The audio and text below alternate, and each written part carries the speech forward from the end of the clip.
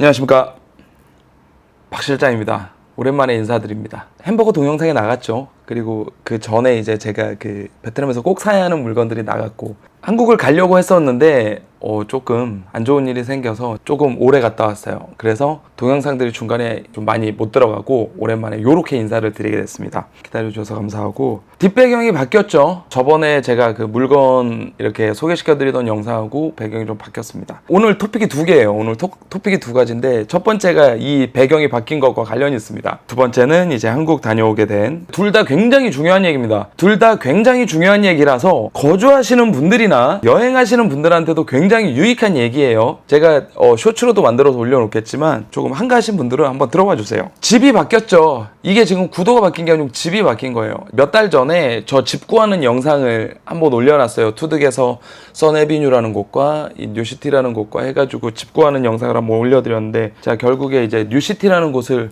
선택해서 집을 구해서 왔는데 쫓겨났습니다.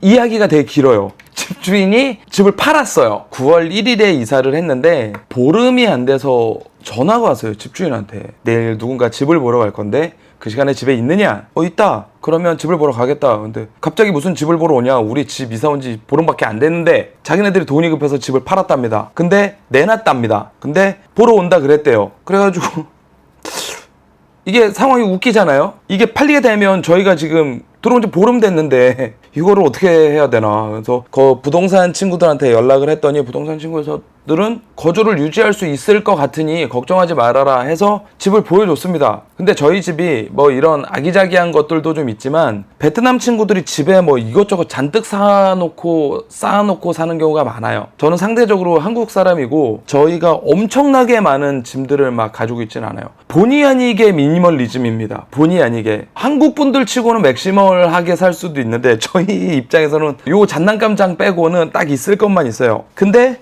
집을 보고 나가서 이제 저희 옆집도 보고 하더라고요. 그래서 여러 군데를 보는구나. 야, 다음날 바로 연락이 왔어요. 저희 집을 계약하겠다고. 근데 문제가 뭐냐면, 그 집을 사시는 분들이 본인들이 들어와서 살겠다고 하셨대요. 집이 깔끔했어요. 집이 너무 깔끔했고, 제가 뉴시티에서 2년을 넘게 살고 지금 이젠 3년 차에 접어들었지만, 그 전에 7군 에코그린이라는 데로 살았는데 거기도 집이 굉장히 깔끔합니다. 새로 지은 건물이라. 여긴 새로 지은 건물이 아니에요. 10년 가까이 된 건물입니다. 근데 집이 되게 깔끔했어요. 도배도 새로 하고. 그래서 나가래요. 나가랍니다. 저희는 이사 온 지 보름 됐는데 나가래요.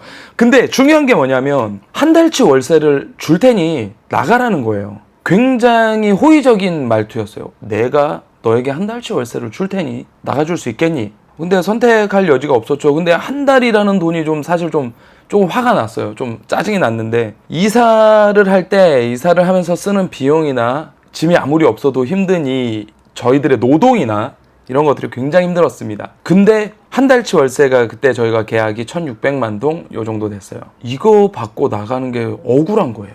너무 힘들고. 그리고 이제 우리는 이사를 할 때 그럼 돈을 또 써야 되잖아요. 그럼 저는 이제 회사에도 양해를 구해야 되고, 이런 것들이 좀 여러 가지가 열이 받았어요. 그래서 또 부동산 친구들한테 연락을 했습니다. 야, 얘네가 집을 팔았는데 결국에 우리가 나가래. 근데 어떻게? 한 달치 준다는데. 그랬더니 그 친구가 굉장히 명쾌하게, 계약서 봐봐. 한 달치 아니야. 계약서를 봤더니 2달치예요.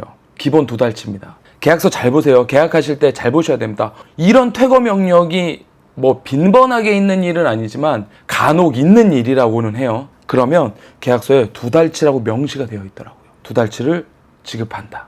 그래서 집주인한테 연락을 했습니다. 야, 계약서에 2달치야. 너 우리한테 왜 그러니? 그랬더니 알았어. 2달치를 줄게. 나가줘. 그래서 10월 1일 날 이사 왔구나. 죄송합니다. 10월 1일 날 이사인데 11월 1일, 12월 1일에 이사를 나왔습니다. 그래서 새로운 집을 얻게 됐어요. 여기는 똑같이 뉴시티고 방이 2개짜리예요. 그 전엔 방이 1개짜리였거든요. 거기가 1600만 동이었고 여기가 1650만 동. 여기를 좀 싸게 계약했어요. 보통 뉴시티의 투룸이 1700에서 1750만 동 정도 합니다. 근데 여기는 1650에 저희가 계약을 좀 잘했어요. TV도 새로 사주고 침대도 새로 사주고 전반적으로 깨끗합니다. 운이 좋다면 좋은 거죠. 어떻게 보면 조금 올라간 가격에 좀 더 넓은 집을 구하게 됐습니다. 그래서 이사를 오게 됐습니다. 그래서 중요한 거, 혹 강제 퇴거 명령을 받더라도 2달치는 기본적으로 받을 수 있으니 계약 기간 내에 나가게 되신 분들은 계약서 보실 때 그런 부분들 꼭 잘 체크하고 계약하시면 좋겠습니다. 일반 계약서에는 기본적으로 부동산 계약이 그 정도 된다라고는 해요. 근데 집주인은 저희한테 한 달만 줄 테니 나가달라고 구두로 요청을 했었습니다. 하지만 저희 부동산 친구들이 도와줘서 AIM 프로퍼티 직원 우리 친구 감사합니다. 까몽. 자, 요렇게 저희가 이사 관련된 내용이 좀 끝났고요. 이 지지난 동영상이 제가 이제 한국을 가기 위해서 물건을 사서 좀 제안해드린 그런 영상이었는데 아버지가 좀 편찮으셨어요. 아버지가 좀 편찮으셔가지고 해가 가기 전에 또 연말에 인사를 드릴 겸 해서 가는 중이죠. 그걸 기획하고 가는 중이었는데 제가 일요일 밤 월요일 새벽 출국이었는데 목요일에 우리 아버님이 3일을 못 기다리시고 뭐 기다리신다는 제가 늦은 거죠.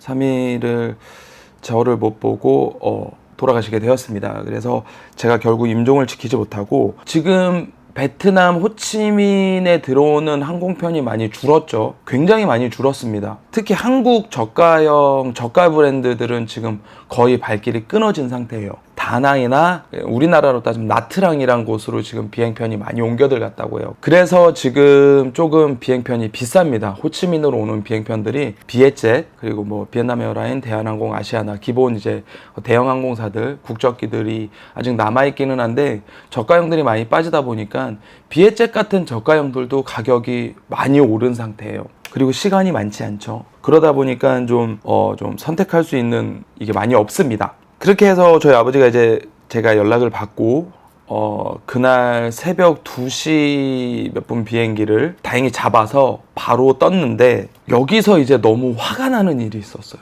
V항공사라고 하겠습니다. 이제는 V항공사인데 지금은 거의 제일 많은 이용객이 이용하실 거예요. 왜냐하면 아까도 말씀드렸듯이 한국 저가형 브랜드들이나 이런 것들이 많이 빠졌기 때문에 선택할 수 있는 상황도 많이 없고 그때 당시에는 빨리 잡아야 했어요. 빨리 잡아야 해가지고 그걸 타고 이제 갔는데 저희가 이제 여행을 가는 목적이 초반엔 있었기 때문에 짐을 어느 정도 다 싸놓은 상태였어요. 제가 주말에 일정이 워낙 바쁘다 보니까 주말에 할 수 있는 시간이 없어서 미리 좀 싸놓고 있었던 게 어떻게 보면 조금 가는데 덜 시간을 소요하는 상황이 되었습니다. 그래서 비행기를 잡아서 12시에 집에서 출발을 했고 들어가는데 지금은 외국인들도 지문 등록을 하고 나갈 수 있게끔 시스템이 되어 있습니다. 줄이 굉장히 길죠. 들어올 때 나갈 때 모두 줄이 깁니다. 호치민 나갈 때도 길고요. 들어올 때도 길어요. 근데 요 지문 등록을 해놓고 하시면 당일에도 되거든요. 하시면